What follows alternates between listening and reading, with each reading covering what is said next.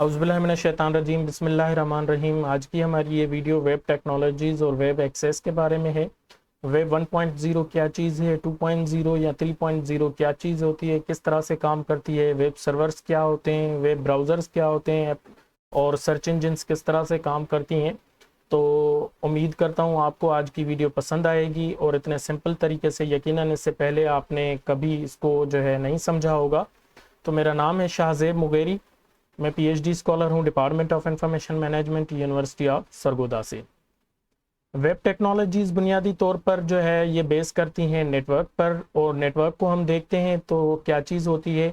तीन तरह के नेटवर्क्स होते हैं: local area network, metropolitan area network, world wide web network. अब लोकल एरिया नेटवर्क जो होता है ये किसी विद इन ऑर्गेनाइजेशन आप समझ लें, मेट्रोपॉलिटन विद इन सिटी समझ लें, और उसके बाद वर्ल्ड वाइड वेब यानी कि थ्रू आउट द ग्लोब जो है इसको जो है ये नेटवर्क होता है। उसके बाद नेटवर्क की जो टोपोलॉजी की जब हम बात करते हैं तो यहाँ पर फिजिकल और लॉजिकल टोपोलॉजी होती है। मिसाल के तौर पर फिजिकल, जिस तरह से आपके घर के कनेक्शंस आते हैं पीटीसीएल वगैरह के, तो ये फिजिकल कनेक्शन। और दूसरे जो है हमारा लॉजिकल, वो आपकी जैसे सैटेलाइट इंटरनेट हो गई, स्पेस एक्स वगैरह की, या फिर आपके जो है वाईफाई वगैरह हो गई, तो ये इस तरह से होता है। उसके बाद वेब सर्वर क्या होता है, एक ऐसी मशीन जो आपको वेब तक पहुंच जो है मुहैया करे, उसको आप वेब सर्वर कंसीडर करते हैं। उसके बाद इसके लिए डिवाइसेस होती हैं, जैसे आप रिपीटर, हब, राउटर और ब्रिज। अब रिपीटर क्या होता है, ये आपको सिग्नल्स प्रोवाइड करते हैं रिपीटेडली, और आपको जो है सिग्नल की स्ट्रेंथ देते हैं ताकि आप इंटरनेट तक पहुंच रखें। उसके बाद हब क्या होता है, ये मल्टीप्लायर होता है, कोई एक वायर इसमें कनेक्ट करें, उसके बाद फिर दूसरे जो है कंप्यूटर्स भी इसके ज़रिए कनेक्ट करते हैं। इसकी जो है कॉन्सेप्ट के लिए मैंने तस्वीरें दी हुई हैं, वो आगे चलकर दिखाऊंगा आपको। और उसके बाद राउटर की जब हम बात करते हैं तो ये सिग्नल्स को राउट करता है, मशीन तक पहुंचाता है ताकि आप इंटरनेट की सर्फिंग कर पाएँ और उस तक पहुंच बनी रहे आपकी। उसके बाद जब आप ब्रिज की बात करते हो तो ये भी एक तरह का कनेक्टर ही है जो आपके कंप्यूटर्स को जो है आपस में कनेक्ट करता है नेटवर्क तक पहुंचने के लिए। उसके बाद पॉकेट स्विचिंग जो है मैकेनिज्म, इसकी एग्जांपल है कि आप जब कभी भी कोई वीडियो अपलोड या डाउनलोड करते हो तो वो एकदम से ना डाउनलोड होती है ना अपलोड होती है। तो ये एक मैकेनिज्म है जिसके ज़रिए इंटरनेट क्या करती है, छोटे छोटे डेटा के जो चंक्स हैं वो आप तक पहुंचाती है और आपकी फ़ाइल कंप्लीट होकर डाउनलोड या अपलोड होती है। इसके बहुत सारे एडवांटेजेस और डिसएडवांटेजेस हो सकते हैं। मिसाल के तौर पर जब आपकी फ़ाइल कंप्लीटली एकदम से जो है अपलोड हो जाए, वहाँ पर डेटा जो है अगर तो सही नहीं पहुंच रहा तो आपकी वो ना डाउनलोड होगी एकदम से, ना अपलोड होगी। तो इस वजह से ये डेटा स्विचिंग मैकेनिज्म जो है, पॉकेट स्विचिंग मैकेनिज्म जो है, ये काम करता है ताकि आपकी फ़ाइल जो है कॉन्स्टेंटली डाउनलोड भी होती रहे और पहुंच भी जाए। और दूसरी बात ये कि अगर एकदम से जो है आपकी फ़ाइल अपलोड या डाउनलोड होने लगे तो इस तरह से हज़ारों लाखों यूज़र्स हैं इंटरनेट पर तो किसी का भी जो है इंटरनेट नहीं चलेगा। तो इसलिए जो है ये पॉकेट स्विचिंग टेक्नोलॉजी एक मैकेनिज्म है जिसके थ्रू आपके इंटरनेट चलती है। उसके बाद जब हम वेब की बात करते हैं तो वेब बुनियादी तौर पर तीन तरह की जो होती हैं। एक सरफेस वेब जिस पर हम और आप काम करते हैं, जिस पर आप जो है सोशल मीडिया प्लेटफॉर्म्स वगैरह इस्तेमाल करते हैं, फेसबुक, यूट्यूब और इस तरह की बहुत सारी चीज़ें। तो ये सरफेस इंटरनेट होती है, वेब होती है जिस पर हम काम करते हैं आम लोग। उसके बाद डीप वेब की जब हम बात करते हैं तो ये ऐसी वेब होती है जहाँ पर वेबसाइट्स, ब्लॉग्स हों या किस तरह की भी हों, हर चीज़ वो वहाँ पर आपको मिलेगी। उसके बाद डार्क वेब की जब हम बात करते हैं तो ये ऐसी वेब होती है जहाँ पर दुनिया की आपको हर चीज़, जो लीगल हो, इलीगल हो, माफियाज हों या कोई और चीज़ हो, वो हर चीज़ जो है आपको यहाँ पर मिलेगी। इन तीनों वेब्स पर एक्सेस का तरीका भी अपना अपना होता है। डार्क वेब के लिए, डीप वेब के लिए ब्राउज़र्स अलग से होते हैं, सर्च इंजन अलग से होते हैं। जैसे ऑनियन वगैरह हों, उन पर जो है आप काम करते हैं तो ये बहुत सारी ये अलग चीज़ होती हैं। और हमारे लिए सरफेस जो है वेब इस्तेमाल करने के लिए जो है सर्च इंजन आम जैसे गूगल और याहू वगैरह या डक डक या इस तरह के और जो हैं सर्च इंजन्स होते हैं। उसके बाद जब हम ब्राउज़र की बात करते हैं तो ब्राउज़र बुनियादी तौर पर एप्लीकेशन होती है जो आपको इंटरनेट को ब्राउज़ करने में मदद देती है। जिसकी मिसाल दूं तो गूगल क्रोम हो गया, ओपरा हो गया, फायरफॉक्स हो गया, इस तरह से और बहुत सारे ब्राउज़र्स आज के दौर में मौजूद हैं जिन पर आप काम कर सकते हैं। उसके बाद सर्च इंजन की जब हम बात कर रहे हैं तो सर्च इंजन आपको जो है सर्च की फैसिलिटी देती है इंटरनेट पर।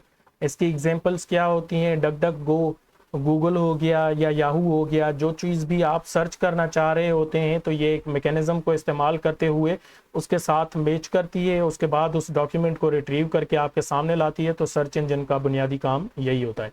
उसके बाद प्रोटोकॉल्स की जब हम बात करें तो ये स्टैंडर्ड्स होते हैं, एक सेट पैरामीटर्स होते हैं जो आपकी मुख्तलिफ फाइल्स होती हैं, उन फाइल्स को जो है ट्रांसफ़र करने के लिए या रसाई हासिल करने के लिए या उनको पहुंचाने के लिए एक स्टैंडर्ड्स होते हैं, ताकि कोई फ़ाइल किसी के साथ मिक्स ना हो, कोई फ़ाइल जो है गुम ना हो जाए या किसी तरह से भी। तो ये प्रोटोकॉल्स होते हैं। इसकी मैं मिसाल दूं कि जिस तरह से एक अफसर को हमारे पास प्रोटोकॉल दिया जाता है तो उस प्रोटोकॉल की जिम्मेदारी होती है उस अफसर को अपने ऑफिस या अपने घर तक सही सलामत पहुंचाना। तो बुनियादी तौर पर यही प्रोटोकॉल्स होते हैं इंटरनेट पर जो आपकी फ़ाइल को सही सलामत जो है पहुंचाते हैं अपनी मंजिल तक।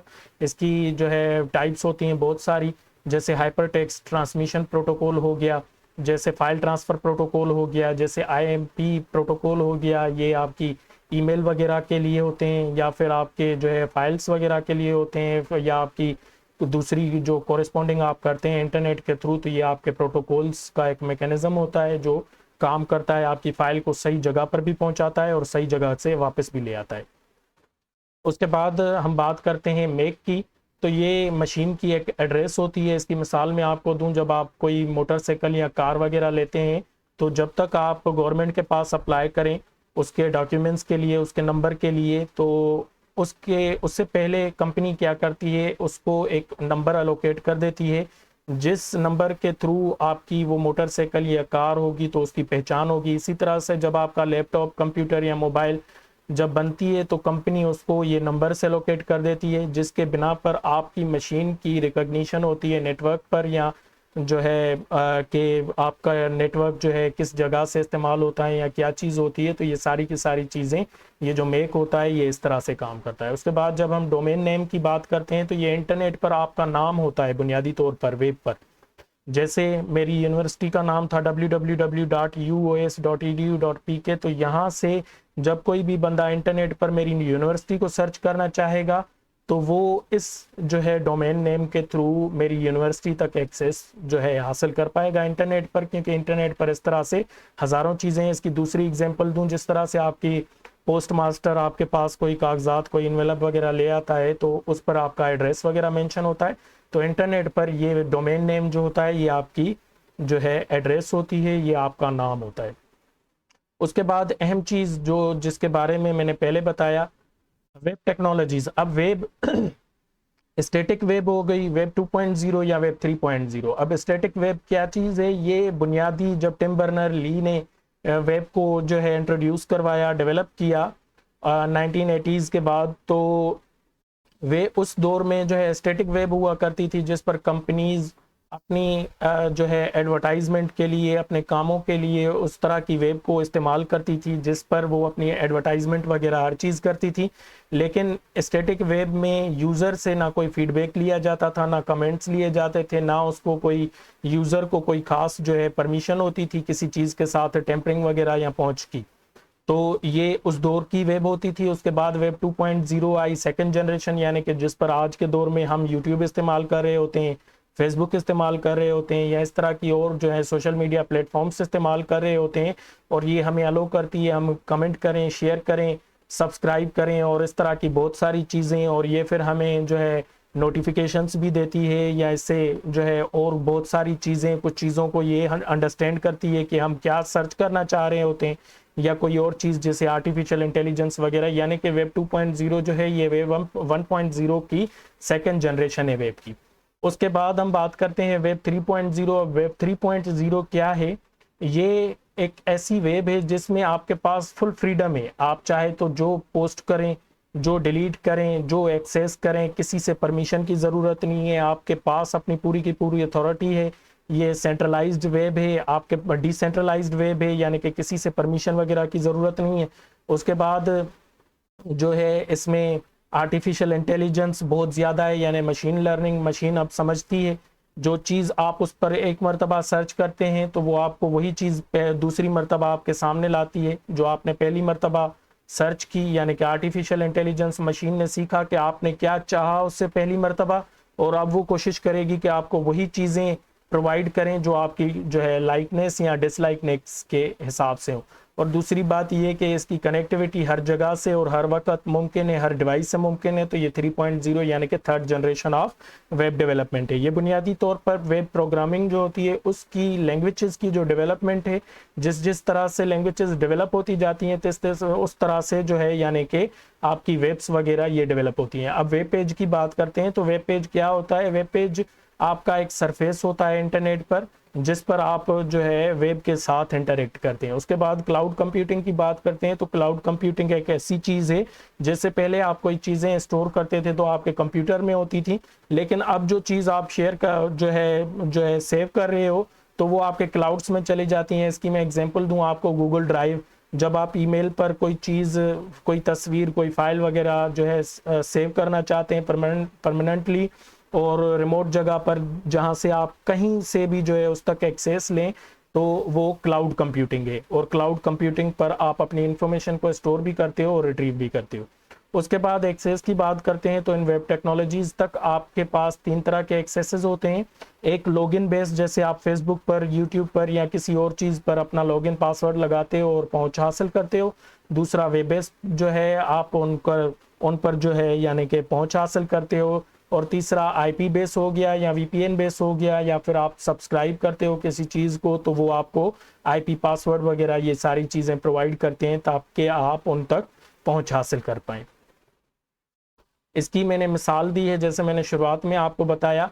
अब किस तरह से जो है ये काम करती है वेब टेक्नोलॉजीज, तो इसके सबसे पहले आप क्लाइंट होते हैं जो आप क्यूरी वगैरह आपके पास होती है वो इंटरनेट पर कंप्यूटर के ज़रिए जो है पुट करते हैं। और फिर आपके जो प्रोटोकॉल्स हैं, जैसे मैंने आपको बताया हाइपर टेक्स्ट ट्रांसमिशन प्रोटोकॉल जो है वो रिक्वेस्ट लेकर आपकी क्यूरी को लेकर सर्वर के पास पहुंचता है। वो सर्वर जो है फिर वर्ल्ड वाइड वेब जो दूसरे सर्वर्स हैं उनके साथ इंटरेक्ट करता है और उसके बाद उसको वहाँ से लेकर रिट्रीव करके और आप तक जो है इंफॉर्मेशन प्रोवाइड करता है। तो ये इस तरह से जो है वेब टेक्नोलॉजीज काम करती हैं। उसके बाद मैंने आपको एग्जांपल दी राउटर की, स्विच की, हब की, ब्रिज की। तो आप ये तस्वीर देख सकते होंगे। ये तस्वीर आपके कॉन्सेप्ट क्लियर करने के लिए इंशाल्लाह काफ़ी रहेगी, जिसमें आप नीचे कंप्यूटर्स देख रहे हैं, ब्रिज के साथ कनेक्ट हैं, ब्रिज फिर दूसरे कंप्यूटर के साथ कनेक्ट है। अब कंप्यूटर से कनेक्शन निकल रहा है, ये कनेक्शन हब में जा रहा है, हब से फिर दूसरे कंप्यूटर तक जा रहा है, फिर स्विच जो है ये आपके राउटर तक पहुंच जाता है। राउटर सिग्नल्स को जो है ट्रांसमिट भी करता है, रिसीव भी करता है, फिर आपके कंप्यूटर्स तक पहुंचाता है और आप इंटरनेट तक रसाई हासिल करते हैं। उसके बाद मैंने जैसे आपको बताया कि सर्च इंजन, अब सर्च इंजन किस तरह से काम करती हैं, ये बुनियादी तौर पर 3 हिस्सों में जो है काम करती है, 3 फेजेस में काम करती है सर्च इंजन। जब आप इसे कोई भी क्यूरी देते हैं सर्च में तो वो क्या करता है, उसमें से छोटे छोटे स्पाइडर्स मिसाल के तौर पर वो निकलते हैं और वो सर्वर के पास जाते हैं। सर्वर में पड़े हुए डॉक्यूमेंट्स के साथ आपकी क्यूरी को मैच करते हैं। जब वो मैच हो जाती है तो वो उनको इंडेक्स करती है। इंडेक्स करके आपके सामने फिर उनको रैंक के हिसाब से रख देती है। जो डॉक्यूमेंट जितनी मर्तबा सर्च होगा उसको उतनी रैंक पर रखा जाएगा टॉप पर, और जो है कम सर्च किया जाएगा वो फिर उतनी मर्तबा आएगा। तो ये बुनियादी तौर पर आपके जो सर्च इंजन्स होते हैं ये इस तरह से काम करते हैं। उम्मीद करता हूँ कि आपको आज की वीडियो पसंद आई होगी। मिलते हैं अगली वीडियो में, तब तक के लिए ख्याल रखें अपना। अल्लाह हाफिज़।